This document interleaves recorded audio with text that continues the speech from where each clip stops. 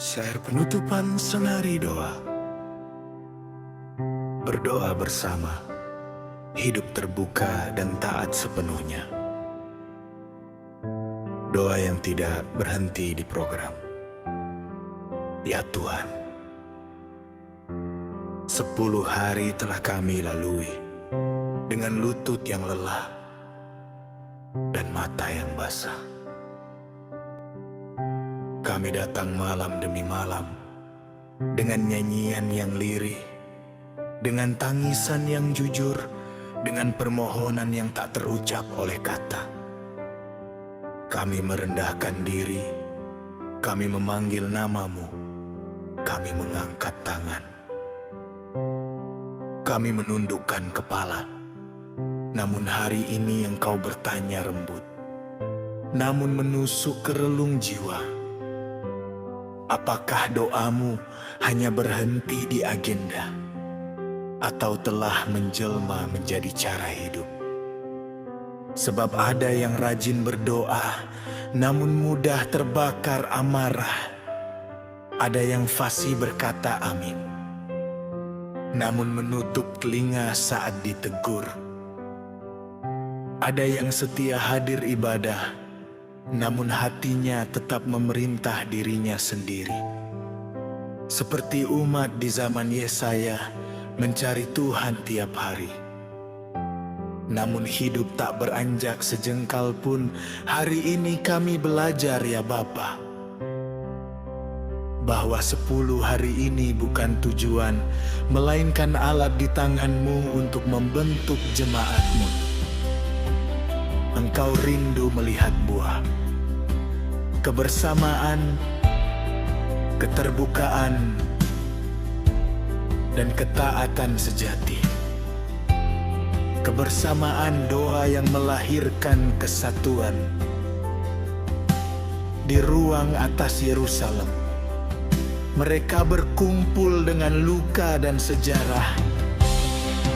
Ada Petrus yang pernah menyangkal, ada Thomas yang pernah meragukan, ada Yohanes dan Yakobus yang pernah ingin paling besar.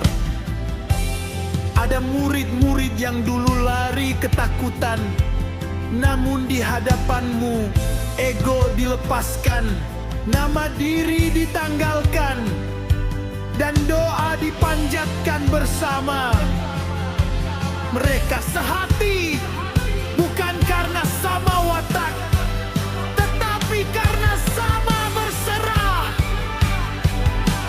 Oh, betapa indahnya Tuhan saat saudara diam bersama dengan rukun, bukan sekadar duduk berdekatan, tetapi hati saling beriak.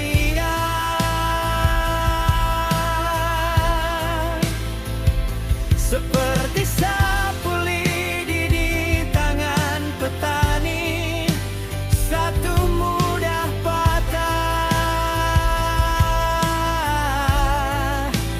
namun diikat menjadi satu, tak bergoyahkan oleh tekanan.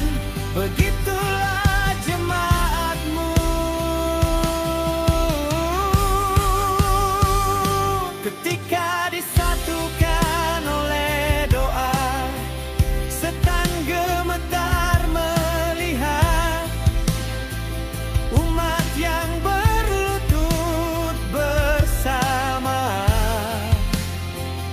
Sebab di sanalah surga bekerja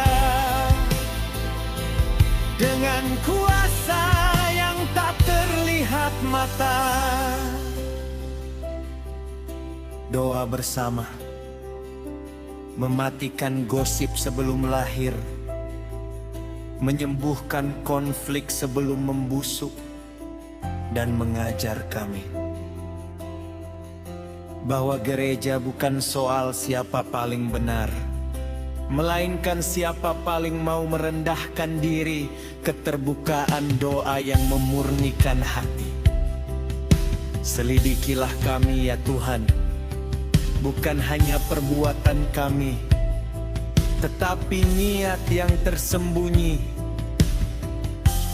Ujilah hati kami, bukan hanya kata yang terdengar, tetapi motivasi yang tersembunyi. Sebab doa sejati tidak bermain peran, tidak memakai topeng rohani, tidak berdiri di balik pembenaran diri.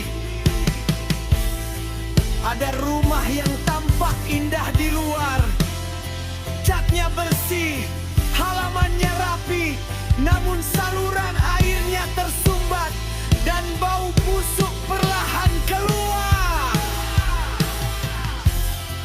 Begitulah hidup rohani tanpa keterbukaan, bukan kurang doa, tetapi hati yang tertutup.